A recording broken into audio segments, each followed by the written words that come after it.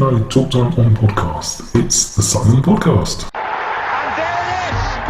Sutton United of the GM Vauxhall Conference have put out First Division Coventry City, winners of the FA Cup themselves less than 2 years ago. And what a moment to enjoy for the fans of this Surrey side.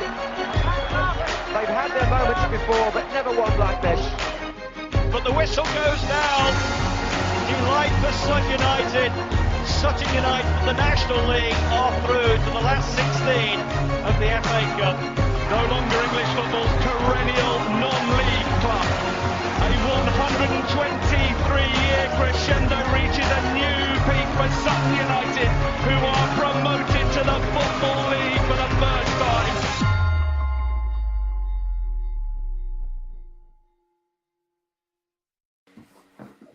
Hello and welcome to another episode of Sutton United Talk Time on podcast. I'm not expecting a lot of angst and stress tonight because I've just been told these two gents have been on before and they agreed with each other on every single point. So it's not going to be controversial this evening. I'm sure it never is. But hello again to Neil. Hi, Mike. Good to see you again. You too. And hi to Andy. Good evening, sir. Very good. So last night, the lineups. We had no Louis, so we had to shuffle the pack again with Enzio dropping back into right back and Rob going into midfield and Sam coming in at the back. Sam, who, well, I don't know if we can say he's won every game, can we? Or he hasn't lost. He hasn't lost yet. He hasn't lost, but when he came off, we were losing. So I don't know. That's a stretcher for that stat now. But we haven't lost the game he's been involved in. That's Yes. that's the important one. How are you feeling at seeing the lineups? Because obviously Louis being out again was a bit of a worry because he'd only just come back. But Matt did kind of address it in his post-match interview. Andy, if we start with you. Well, it was kind of, again, there was nothing there that wasn't expected. It was, Matt putting his pegs in the right holes. And the weird thing is that if you took a step back from that, you saw, right, so we've got no Goodliff, no Louis John, no Harry Buteman, no Craig Eastman, no Alistair Smith. So we're pretty much looking at the entire spine of the team that was successful last season was not there. Mm-hmm. And in the first half, it showed. But we'll come on to that in a bit. Yeah. Neil, what did you feel about Enzio going back into right back? Because I feel he was rewarded on Saturday for his great performances at fullback, and he was very quiet on Saturday. I mean, the team was in general, but then he's gone back into fullback last night and had another, I thought, a good game. What did you think, Neil?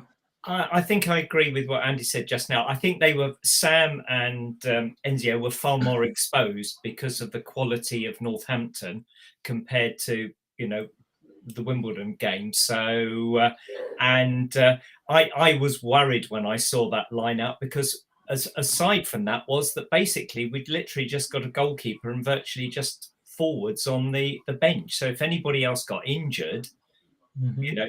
we even more exposed. So, first thought was if we did get an injury, well, then if it wasn't Omar would probably go back into, midfield, which obviously transpired for a different reason. But, I was worried. I didn't really think we were going to come out of anything from the game, particularly finding out it was St. Crispin's Day. So basically I thought the gods were going to be against us. So, I was duly pessimistic for the night. So that wasn't, for anyone who doesn't know, that wasn't for Rees-Mogg resigning on St. Crispin's Day in his resignation letter. That was because it's the patron saint of cobblers, which obviously is Northampton. It's another wonderful fact from Sutton United supporters digging out. I love it. But the early on, we were struggling. I mean, I've watched that first goal back, and I did see a lot of criticism for Lewis, but actually the guy hit it way too early. He he got it and hit it, and you just wouldn't have expected him to do that. I mean, have you had a chance to watch it back, or were you happy with your first viewing? I think, well, again, you're absolutely right, and it's kind of like even at the time when he hit it, it was like, did you just hit that? And it's kind of like, I wish our players would do that sometimes. But no, I mean, he was given the space and he took it well. There's no qualms about that at all. I mean, the question for us is, how come he was given so much space? I think also Lewis was unsighted because he got two defenders. I think it was Rob and Kobe right in front of him. So I think, that they were virtually marking each other rather than marking the forward. And I think Lewis just saw it very, very, saw it very late. He's a tall guy. He didn't, I think he'll be disappointed because for a tall guy, the guy hit it literally in the only place where he couldn't get to it. And, it was the perfect. That apparently is the guy's first ever goal in professional football. Yeah, I heard that as well. I was like, great. So the guy who scored against us for Walsall, his first goal in 4 years or something, and this one's his first goal ever. It's like, yeah, we're just so generous. We like giving people their gifts. But at 2-0, I mean, I was hoping kind of we're going to make half time. And I know I'm very optimistic, but I always have a belief if we can get to half time and there's only one in it, then they sort a lot out over that half time period, and we've always got a chance. But at 2-0, even I was losing hope. How was it for you guys at 2? Were you fearing a battering, or? I was fearing a battering, not necessarily because it was 2-0, because they were dominant compared to us, and it was all about the midfield. We just did not. It's weird because I don't think Milsom or Lover actually had a bad game, but they were just winning absolutely everything in midfield. They're a good side. This isn't any necessarily criticism of us. We couldn't match them, and as a result, they were having all the chances. I think it took us until I don't even know if it happened in the first half. I don't think we had a shot on goal. I don't think we even had a shot in the first half. We might have had one right near the end.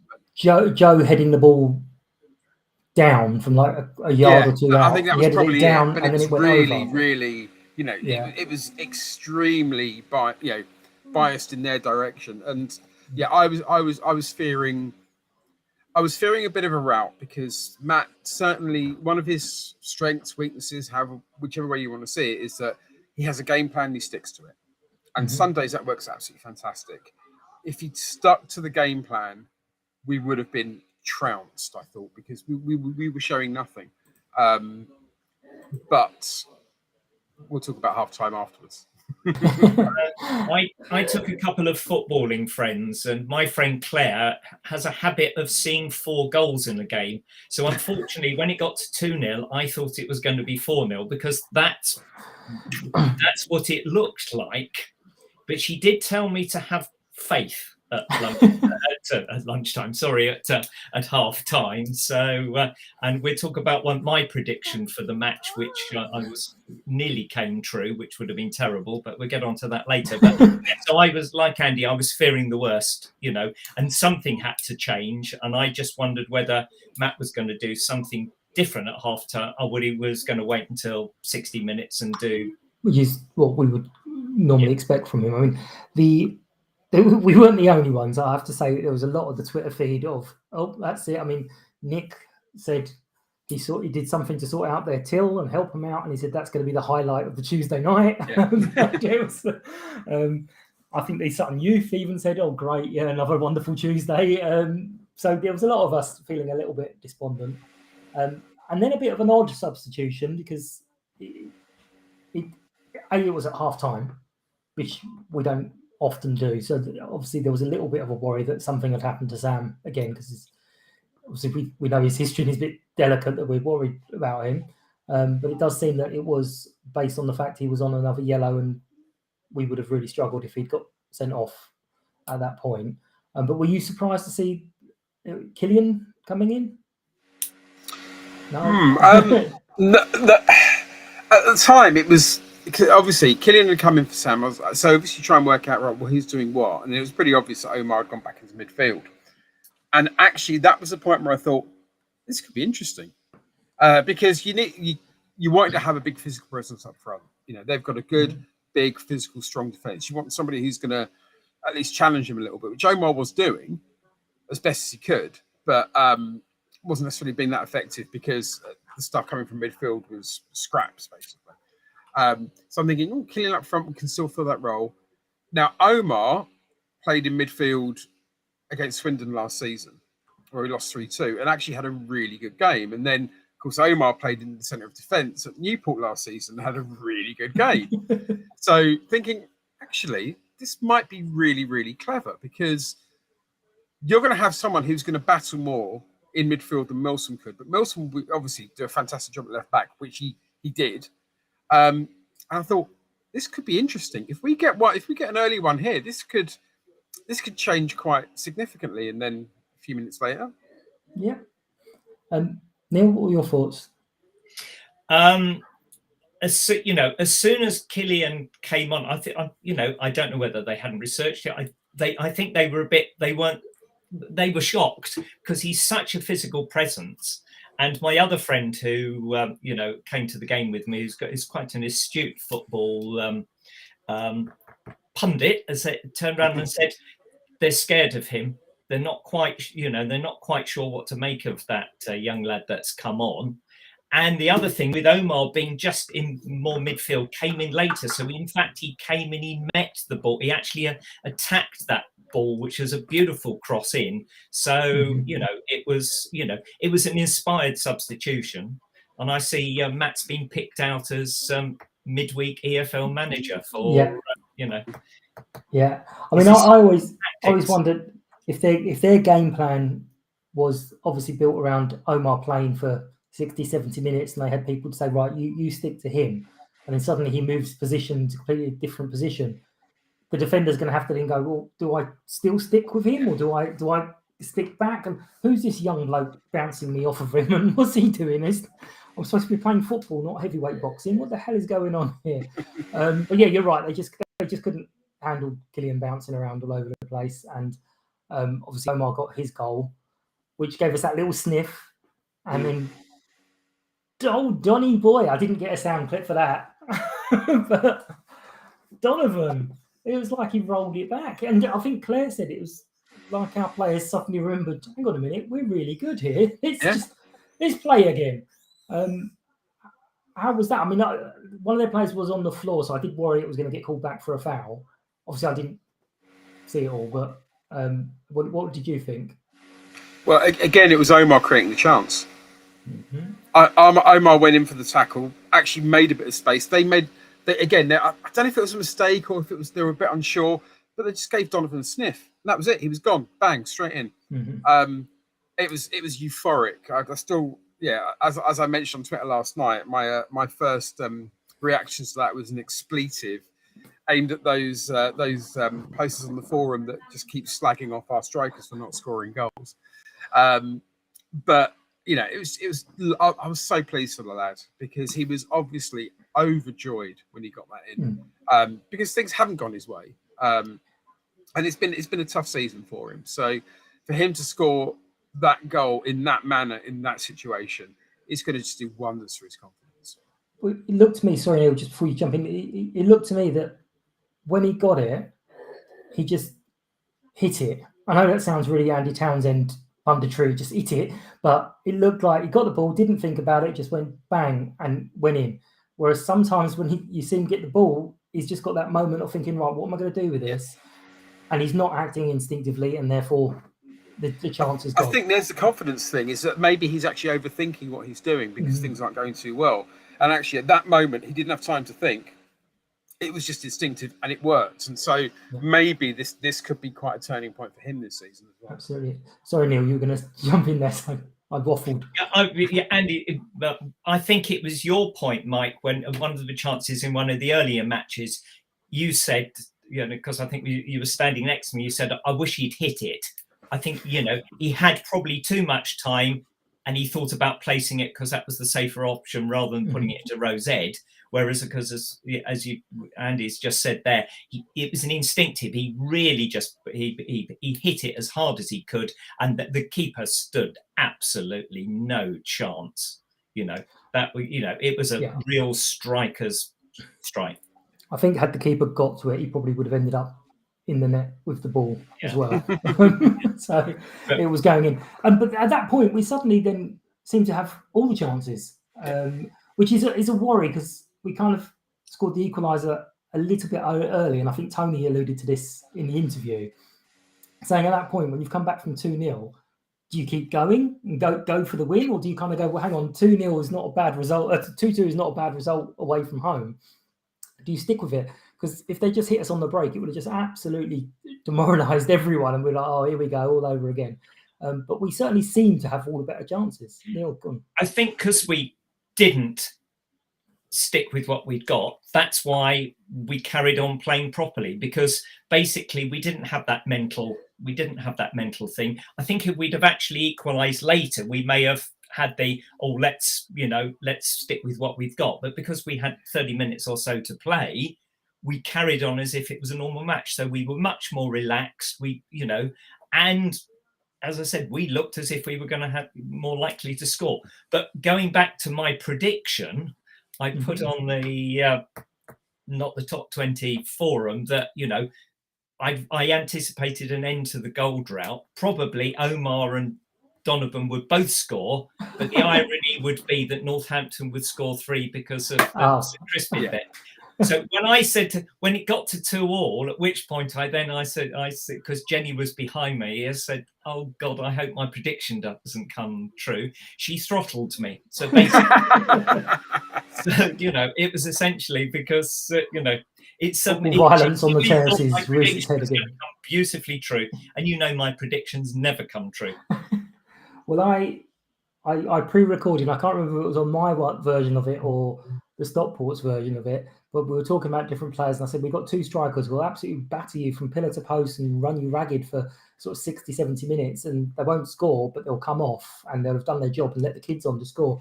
And then obviously they both scored last night, so that's brilliant. It's marvellous football knowledge once again. But yeah, we hung on for the win. A draw. It felt like a win. Sorry, it's unlike Saturday, which the draw felt like a loss. This one felt like a win, and you kind of know exactly what Matt's talking about when he says that kind of thing. But you've got the great choice of picking some players of the day. Not going to try and sway anyone, but obviously it was a big celebration. It was Omar's 150th, and I think we quickly tried to work out beforehand his quiz question, and we reckon it was I can't even remember, something like a third of his appearances must be 58. He'd done all of the 90 minutes, and 92 times he hadn't. In the absence of Freaky putting us right, we're going to go with that. And I've had a quick look at all of the various cup competitions as well. There's only been one game where he's played the full 90 minutes, and that's out of 3, 7, 8, 10, 11, 13, 15, 17 games. 17. So that's FA Cup, League Cup, FA Trophy, and the FA Trophy. Absolutely. But I also liked his interview thing, and it just again shows the closeness between the team, where he was talking about Joe's chance. And he said, well, yeah, unfortunately, because Joe heads the ball with his eyes closed, he missed it. So, you can't go around saying that about a fellow professional. But he missed 2, of course. The one before half time, and then the one that went just over the bar.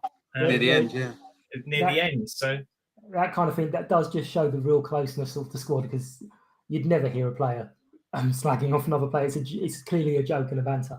But anyway, so I'm going to come back to you guys in a second after we hear the wonderful, wonderful. Watch me do my dance. I'm the player of the day. So if we start with Neil, give me your first. Right, I bet Andy's got exactly the same 4 players. So in no particular order, I'm going to put Omar at the top. Omar, easy one. He's got a chance this week. He keeps going in for the nominations, and I've not gone back through all of them, but I know virtually every week I put Omar in, and he's only won a couple of them, but we'll see. Andy, who are you going to go with for your first nomination? Omar, without a doubt. Yeah. No, I need another name. Omar's in there. Donovan. Donovan, okay. Yeah. I'm not going to put Omar. I'd got Donovan down as my second. I told you Yeah. this was going to be There we go. non-controversial. Yeah. Right. Okay. So this here, I've got two names written down here, but we'll keep the suspense. See where Andy goes with the other one. I would say, even though he was only on for half of the game, I'm going to put Killian in. Killian, lovely. That was going to be my next one. Yeah. Is it lovely? Go on. Have you got the fourth? This is the question.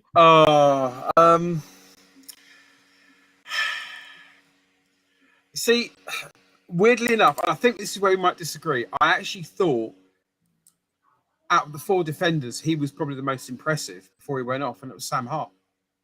Sam. Okay. That's not what I got. And in fact, I watched back the I Follow, so the Radio Northampton crew, and this was the other player they picked out as being outstanding, which is Mike's favourite player. I thought that was Josh's best, best 45. They found him difficult to handle. He nutmegged Pinnock. He was turning them inside out, and they identified him as being sort of like a danger player, and I think he was.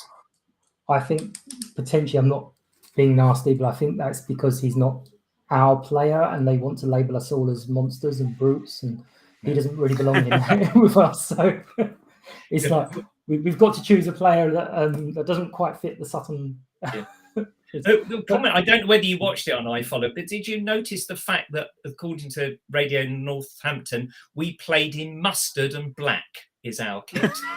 I've heard some amazing different variations of it. Yeah, and they kept identifying all of our players, as the wrong player. It was amazing how they really struggled to identify our players. I think it was a good 10 minutes or so before they realised that Omar had gone into midfield. Yeah. Because we'd obviously gone 3 up top. We haven't. But anyway, never mind. Excellent. I'll put those out, and I suspect it might be fairly simple this week. No disrespect to some of the others, but I think Omar's in with a good shout. Alex.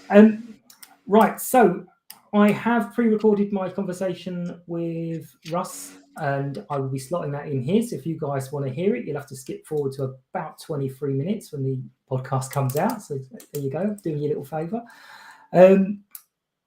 But what do you guys feel now? We're on a nice little mini run. We've got 2 wins and 2 draws, unbeaten in 4. Stockport, I think we're still just ahead of them, but they've come into a bit of form recently. How are we feeling ahead of Saturday? Neil? I always think back to the last time we played Stockport, where their goalkeeper basically gifted us probably the most funniest goal that we scored, didn't we? With that, how he managed to let that back pass in from miles out. And then, of course, we got and that was at the end of an awful run where I think we played Torquay, hadn't we? And Wrexham away. We played all the big boys, didn't we? In the space of about 10 days. And it wasn't going well, and we ended up with that 2-0 win at Stockport. So I suspect we've probably had our bit of luck. Again, I would like to think we could get a draw out of it. I wouldn't expect anything more. And I think, we've got a lot of tired, bruised bodies there. But, and, I would hope possibly, Eastie will be back. But if not, perhaps might even stick with Omar in midfield again, which would be interesting. And Killian would get a start up front. Yeah, I mean, he did allude that Louis and Eastie could have a good chance for Saturday.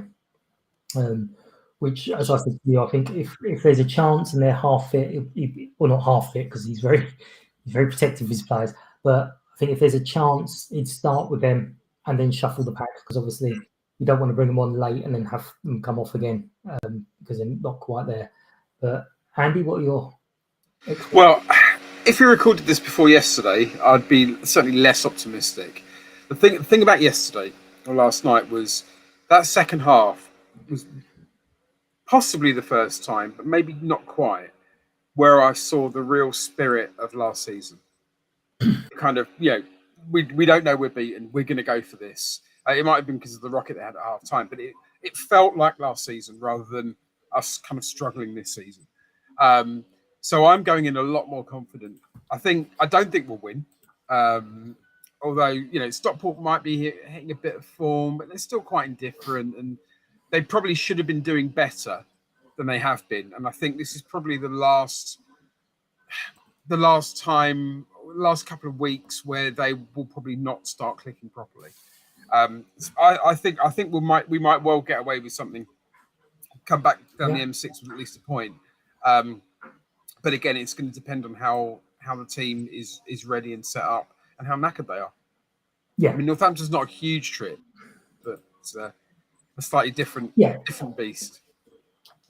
I mean, the as you were saying, Neil, and the bruised and battered and knackered, it's because these guys, and it's difficult to keep this in mind, they've been playing at sort of 90 to 100% for 2 and a bit years now.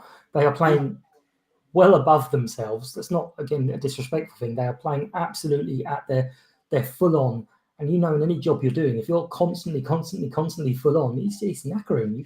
You can't. What are you talking about? Omar never finishes a game. He's taken off at 70 minutes, isn't he? Just discussed. That's his words. 30 games. I think I said to Mike last Saturday, there can't be many 35-year-olds, nearly 36, Rob is in January, that play as many minutes that he does, because he's virtually on for 90 every time he plays, and to continually play at the level he does, and the speed that he can still muster, and the miles he puts in on the pitch every Saturday, every Tuesday, it would break a lesser man. So I think Rob is just a remarkable athlete. And we have also got our brand new 41-year-old centre back that we can call upon. Who did League One with that? I just looked at how many league minutes each player has played, and Milsom is actually third out of the entire team. He's 1,264 minutes he's played this season. Yeah, and I think he's only less because he missed a couple of games, didn't he? Yeah. It's only. I mean, there's only one player we've got who's played, I think, every minute of every league game. Can you name him? Every minute of every league game so far this Joe. season. Correct. Joe Kizzy. Yeah. He's no joke, is he? Yeah. Thank you, Sarah, for that one. If only he'd keep his eyes open. That's horrendous. You can't go insane. So, okay, well, I think we've kind of all said we'd be delighted with a draw to keep the mini run going. But yeah, you just don't know with this lot, because they're an annoying bunch of weirdos. They'll just go up there and probably smash Stockport out of sight. You just wouldn't put it past them. You'd be like, oh, okay, this is what we're doing now, is it? Okay. But just a couple of quick things before we finish up. The ladies are at home again on Sunday. It's free entry at Gander Green Lane. They then have to go on their magical, wonderful tour again for a few more weeks, and they've got an annoying away tie to either Richmond or Worthing. So I think they're playing on Sunday. So obviously do come along. They really do appreciate the support, and it's a real throwback. You can go anywhere. I even stood somewhere different last Sunday, and I went behind the goal. They put pressure on me, so I went behind the goal. And it was 2-2 at half time, and we won 5-2. So I was like, oh, okay, apparently I can watch football from a different vantage point. I didn't like it, but it's possible. Next up for the podcast, we've got Mark Bravery and David Mears. Well, this is going to backfire spectacularly because one of them is going to drop out, but they're next up on the podcast. And then next week, I've got a great interview with an XU, Steve Rogers. Anyone who's on Patreon can listen to that now, but other than that, it's coming out next week, Wednesday. And this is going to be one of the last on Restream because they're annoying me with their whole Apple thing, and I'm moving to something else. And the good news and bad news on that is the one I found has got an even easier soundboard. So it's going to get a whole lot worse / better, depending on your viewpoint. Always one of my highlights, sitting to what sound clip you invented next. The guy for the Stockport one, when I did the Who Are You, he was just like, I'm nicking that. Yeah, fair enough. Yeah. That's all I've done. Don't worry.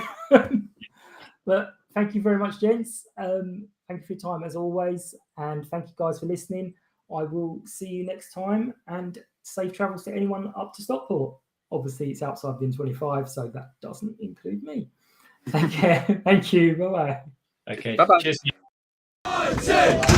United! United!